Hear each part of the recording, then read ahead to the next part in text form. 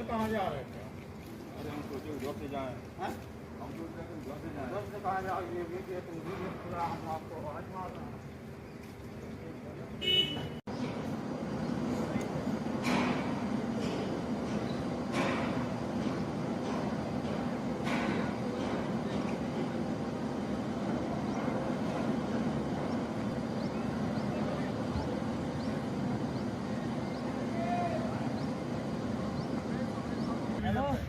बस दादा को ले जी हमारे को। अरे अभी ले लो दादी जो खुश हो जा रहा है।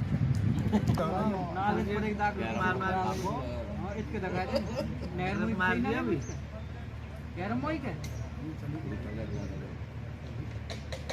अभी करेंगे फोन।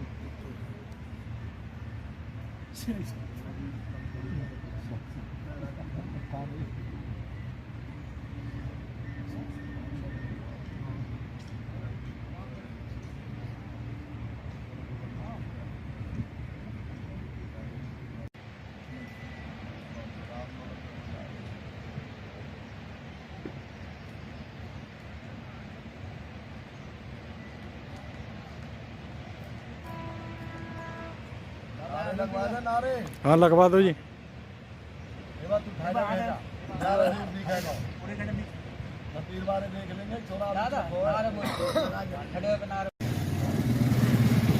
हाँ सर बताओगे मिल में धरना चल रहा था संयुक्त किसान मोर्चा का किसानों के साथ, वो ख़त्म हो गया है। देखिए हमने शनिवार को ये धरना शुरू किया था हज़ारों किसानों के साथ, और शनिवार को मैडम जो शुगर मिल की एमडी है वो आई थी हमारे बीच में। उन्होंने शनिवार को ये कहा था कि आज हम आधे घंटे में आपकी मिल को चला देंगे, लेकिन वो बात उनकी हमें जची नहीं और विश्वास नहीं हुआ। इसलिए तमाम उपस्थित किसानों ने फैसला किया कि भाई जब तक मिल सुचारू रूप से नहीं जल जाती तब तक अनिश्चितकालीन के लिए धरना जारी रखा जाएगा। तो हम रात में भी 11 किसान रहे, फिर सुबह हमने दूसरे दिन इतवार को धरना दिया, फिर रात को हम अगले दिन रहे 11 किसान। मैं स्वयं दोनों दिन रात को रहा हूँ, और अगले दिन फिर कल सोमवार को जब हमें पता लग गया कि भाई रात को मिल चली है, तो फिर हमने एमडी महोदय को बुलाया कि आप आइए, किसानों से बात करिए और अपनी स्थिति स्पष्ट करो। उन्होंने आकर के सारे किसानों से अपील की कि मिल ठीक चल गई है, आप लोग बेशक अपने धरने को समाप्त कर दें, और मैं ये विश्वास देती हूँ कि मिल सुचारू रूप से चलेगी। अब वो बात नहीं है जो पहले कह के गई थी, उसमें कहीं ना कहीं टेक्निकल कमियां रह गई थी। अब आपको बिल्कुल यकीन दिलाती हूँ कि अब मिल सुचारू रूप से चलेगी। तो हमने सारे उपस्थित सैकड़ों किसान थे, उन सबसे पूछा, सबने कहा कि भाई एमडी महोदय कह रही हैं और मिल अब ठीक चलती दिखाई दे रही है, तो इसलिए धरने को स्थगित कर दिया जाए। हमने धरना समाप्त नहीं किया, स्थगित किया है, और उससे ये बात कह दी हमने एमडी से कि अगर मिल सुचारू रूप से नहीं चले तो हम कहीं दूर नहीं है और आप कहीं दूर नहीं है। हम एक दिन बाद तुरंत जब भी हमें पता लगेगा मिल नहीं चलेगी, हम फिर धरना लगा देंगे और अनिश्चितकालीन के लिए फिर धरना रहेगा।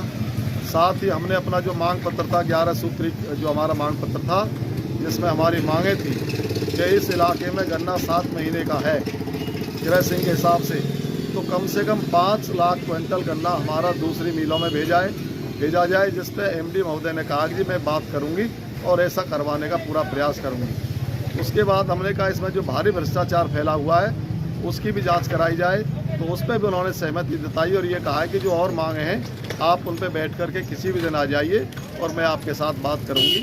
हमने वहाँ जो मिल के सामने चौराहा है उस पर भी हमने उसकी फ्लाईओवर की बात की है कि फ्लाईओवर 2020 में तत्कालीन जो डीसी पलवल थे उन्होंने ये बात NHAI को लिख के दी थी कि यहाँ पर एक फ्लाईओवर बनाया जाए। तो मैडम ने भी इस बात की कल हाँ करी है कि मैं बोर्ड से भी मिल करके और डीसी साहब से मिल करके इस पर कार्रवाई कराऊंगी। जब तक नहीं बनता है तब तक यहाँ चौराहा बनेगा और उस पर रेड लाइट की व्यवस्था होगी, पुलिस खड़ी होगी। इसी प्रकार से जो और दूसरी किसानों की मांग थी उन सभी बातों पर उन्होंने बड़ा विश्वास दिलाया है। तो उस विश्वास को कायम हम भी सोचते हैं कि विश्वास जब दिया है तो हम तो विश्वास करने वाले व्यक्ति उन पर यकीन किया है, और अब हम कल से देख भी रहे हैं कि मिल ठीक प्रकार से चल रही है।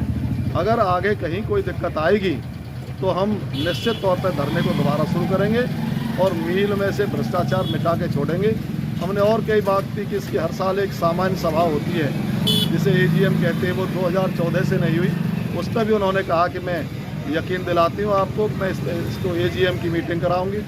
डायरेक्टर्स का समय फरवरी में ख़त्म हो गया, उसके नए बोर्ड के लिए उन्होंने कहा कि मैं इस पर कार्रवाई करूंगी। और जो गुड़ में 2 साल यहाँ गुड़ बना था, उस पर बड़ा घाटा हुआ 90 लाख का, उस पर भी उन्होंने इंक्वायरी की बात कही है।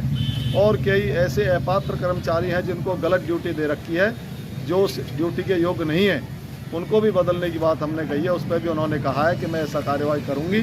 तो हम यकीन करते हैं कि भाई जब उन्होंने कोई वायदा किया तो हम उस पर भरोसा कर रहे हैं। यदि कहीं भरोसे में कमी आएगी और हमारे साथ कहीं छलावा होता दिखाई देगा तो हम निकट उसी दिन या अगले दिन फिर हम धरना शुरू करेंगे और इस मील को हर कीमत पर बचा के रखेंगे। भ्रष्टाचार की जांच की आपने बात की है, किस तरह का भ्रष्टाचार देखने को इसमें मिला? भ्रष्टाचार होता है जनाब, एक तो इसमें हर साल करोड़ों रुपए की परचेज होती है और परचेज जो होती है उसमें कई बार ये शक क्या बिल्कुल निश्चित होता है कि कुछ विशेष कंपनियां हैं जिनसे सामान खरीदते हैं और उसमें कमीशन के लालच में कई बार घटिया सामान खरीद लेते हैं, जैसे हमारी जानकारी में आया है। और इस मिल में जो इंजीनियरिंग विभाग है वही उस सामान को लेता है। उसमें मिली भगत की बात बहुत बार सामने आई और ये बड़ी चर्चा का विषय रहती है कि यहाँ अगर जेन्युइन पुर्जे लगाए जाए तो सही चलेंगे। अंदेशा ये रहता है कि इसमें जो जेन्युइन पुर्जे नहीं लगते उनकी जगह पर ठीक काम नहीं करने वाले पुर्जे लगाए जाते हैं। दूसरा, इसमें जो सरकारी कर्मचारी थे मील के, उनको वो तो लगभग अब रिटायर हो गए या छोड़ के चले गए। अब जितना भी काम है वो सब ठेकेदारी पे हो रहा है। जिस तरह से हरियाणा सरकार जो कर रही है, सब जगह बेरोजगारी को बढ़ावा दे रही है, ठेकेदारी पे काम करते हैं और ठेकेदार ऐसे लोगों से काम कराता है जो अनट्रेंड होते हैं। ठेकेदार ने मान लीजिए 100 लोगों का काम लिया है तो वो अपने 50-60 लोगों से उस काम को करवाना चाहता है। इस वजह से मील समय पर नहीं चल पाती। ये हमने सब जांच की बात कही है कि सबकी जांच की जाए और इसके खिलाफ जो भी व्यक्ति दोषी हो उसके खिलाफ सख्त कार्रवाई की जाए। हमने तो हालांकि ये भी मांग की है कि अब ये मील बहुत पुरानी हो चुकी, 1983 में मील लगी थी। अब मील के सामने जो ज़मीन पड़ी है मील की, उसमें नई मील लगाई जाए, उसकी हम सरकार से मांग करेंगे अलग तौर पर।